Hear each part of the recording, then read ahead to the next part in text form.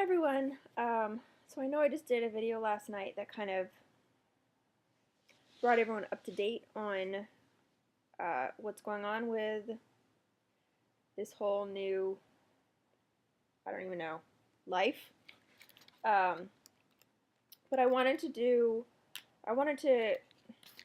I'm not being very articulate these days. I'm so beyond sleep deprived and exhausted and just have a million things that have to be done, need to be done, and it's just a lot. Anyway, I wanted to do a little video.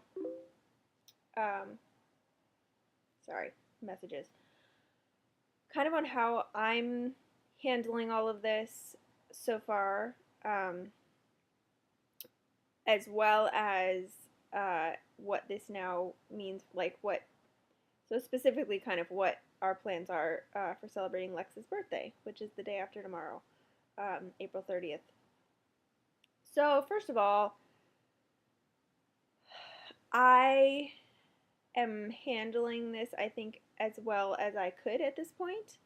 Um, the hardest, and I don't remember what exactly I said in the video I did last night, but one of the hardest things about this whole thing for me right now is just not being able to be with Eric all the time. Um, I mean, not having him home is really hard, and it's not even for having the help. Um, I mean, yes, that's, I'm missing that, but it's just his presence, having him here as a kind of a constant support and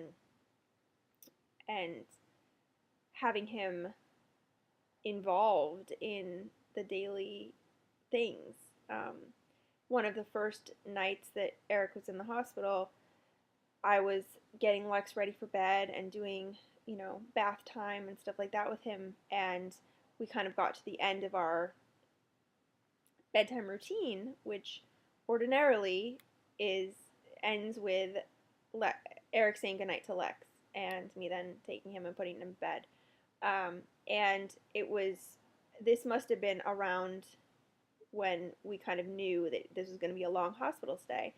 And it just hit me really hard that, like, he's Eric is not going to get to say goodnight to Lex for a while, and Lex is not going to have that interaction either. And it hit me really hard and it was really sad. We have been kind of figuring things out a little bit more and figuring out ways to stay connected even when we're home. We've been FaceTiming quite a bit. And Eric got to kind of participate in bath time a few days ago, which was really nice. Lex didn't quite know what to think about it. He has had a little bit of experience FaceTiming, but not with Eric, with like my sister and my niece, who he has not spent a lot of time with. So I don't know that he before really connected that was like a real person. But now it's like he knows that it's Eric. He recognizes him, and that night when he was having his bath, he was like not sure what to think at first, and then like reaching out for the iPad, and so it's going to be a work in progress to figure out how to handle all of this and how to kind of try to keep things, as I would say, as normal as possible. But this is creating a new normal. Um, you know, it's I don't quite know, what that's going to involve and where we're going to end up with things, but it really is gonna be creating new routines, because the old ones just aren't gonna fit with what our life is gonna be like now for the next, I don't know how many months. So anyway, so I'm working through things. Um, it really helps to to try to feel as connected as possible with Eric when I'm not there, and for us to have some time, just the two of us, when I am there. So it's, I'm still trying to gather information, and I do not mean researching online. I am not doing that because I don't think that that will help me in any positive way. So I am specifically not reading information online. I am, asking questions of the doctors and the nurses and trying to understand what's going on as much as possible. When they come into medication or whatever, I always pay attention to, or try to always pay attention to what it is. I'm trying to know everything that he's on and what his schedule is like for it all. They come in to draw labs, and I ask what it is that they're drawing, and they check his blood counts every day, and I always ask him in the morning when I talk with him or kind of the first time that I talk with him in the day, if he knows what they are and what they were. So I'm trying that is helping me, I think, to deal with it. Just trying to know as much as I can about what is going on with him, and what the plan is going to be. And that kind of helps me not stay in freak out mode, I guess. And it's not even freaking out. It's like not get depressed is part of it. So yeah, so I'm handling it okay, I guess. And I have lots of support. So that's helpful, and I am going to stay with my in-laws. Sorry, my hair is. I'm going to stay with my in-laws, which it's crazy. A month ago, I would not have thought that that would feel right or good, but that feels right. Like that feels like the place that I need to be. I feel like Eric's mom and I are kind of the two who are affected in similar ways emotionally by this, because we are the people who are probably closest to him, in some, like, not, I mean, obviously not in the same way, but like, anyway, I feel like she gets it. So that's good. And then we have, obviously changed our plans for how we're celebrating Lex's birthday. Originally, we were going to probably have something, on his actual birthday, with just Eric and Lex and I, just to celebrate. And then we had planned a party it was supposed to be for this coming Saturday, with basically family and close friends. We've canceled that, and we will be doing a cake smash in the hospital, in Eric's hospital room, on Wednesday. I actually just made Lex's cake today because I'm going to be at the hospital tomorrow, all day by myself without Lex. So I wasn't going to have time after today. So I made his cake today. It doesn't look very pretty, but it tastes pretty good. I gave him, so I like kind of shaved off the edges and the top and stuff to make it a little bit softer and more smashable, I guess. So I gave him a taste of it, and he really liked it. So that's good.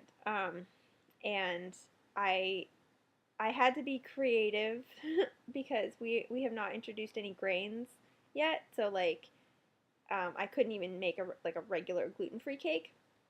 So I basically used it's basically a paleo cake.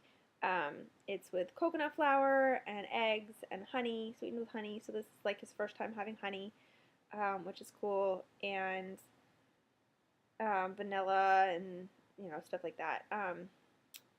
So it's actually pretty tasty, and the consistency is pretty good. It involves like whipped egg whites to help give it some lightness, which is nice.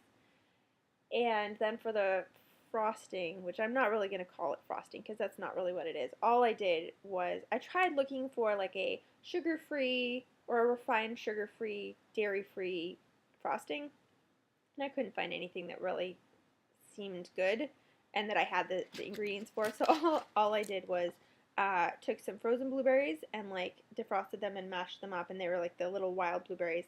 And then I took half a banana and I mashed that up, and I mixed some of the blueberries in with the banana and like cut the cake in half and put some in there and then put some just on the top. Um, and so it's he really likes it. I gave him a little bit of the leftovers of it to try, and he loved it. So I think he's gonna like the cake. It seems like it's gonna be a little bit. I mean, it's obviously it's gonna be messy, but with the blueberries, I don't. It's gonna be a little bit more. But the nurses are all super nice and happy. They like seeing Lex, and when I asked about doing the cake smash in Eric's room, the nurse was like, "Oh yeah, we'll just put down pads on the floor and it'll be great." And the nurse that Eric has today is not going to be back until Friday, and she specifically told Eric, I think she might have been the one that I asked. She specifically told Eric that she wants to see pictures afterwards and stuff. So that's what we're doing. So I'm bringing that cake and his like portable high chair and stuff up to the hospital, and my younger sister, is coming up to take some pictures, and my brother and my sister-in-law are also going to come up. They have not visited Eric yet, so they are also going to come up on Wednesday, kind of, I guess, for the afternoon. So yeah, it's going to be low key, but that's okay. Lex is not going to know the difference. He doesn't know that it's his birthday, obviously, so if we're gonna have to do something like this for one of his birthdays, this is probably the best one. I mean, I'm sad that he's not gonna have like the first birthday party that I wanted for him, but that's not really for him anyway. It's for me and Eric, and so it's more of a celebration of, hey, we survived his first year. Yay, good for us. So, I mean, I'm okay with this, and we will celebrate with everyone that we were going to celebrate with after Eric's home, and when it seems like it will work, and maybe we'll make it a combination party for Eric and Lex. So anyway, I have rambled on. I don't know how I end up talking for such a long time, but I end up just rambling on. So thank you for those of you who are thinking of us and sending good wishes and thoughts and prayers and all of that. I really appreciate it. Please continue. This is just the beginning, and we don't really have any idea what the next 2 years, basically, 2 years are going to bring. Oh, and there is one thing that I forgot to mention in the video that I made last night. Part of, and I'm going to have to make this quick because it won't upload longer than 15 minutes. One of the things that was kind of thrown at us after the diagnosis, we got the diagnosis on Tuesday, and then on Wednesday morning I was actually home and talked with Eric on the phone and found out that he was told that treatment can possibly cause infertility.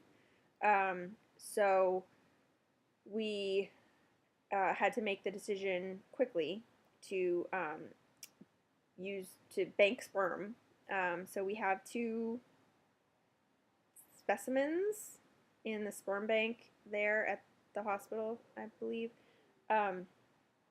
Apparently, it's really when you are on the path to a bone marrow transplant, and the bone marrow transplant that causes infertility, but there's a low risk of it with the treatment that Eric is on, but there's still a risk. So that was really hard to take, and we have also been told that I really shouldn't get pregnant until 3 months after his last chemo. So if we don't use the banked sperm for baby number 2, Lex and his next sibling will be 4 years apart, which is not what we wanted. We wanted like 2.5 years, but we have options because we have the banked sperm. So anyway, I have to stop it there. That was just kind of another rough thing that we had to go through. But thank you for watching. Thank you for thinking of us, and I will talk to you again soon.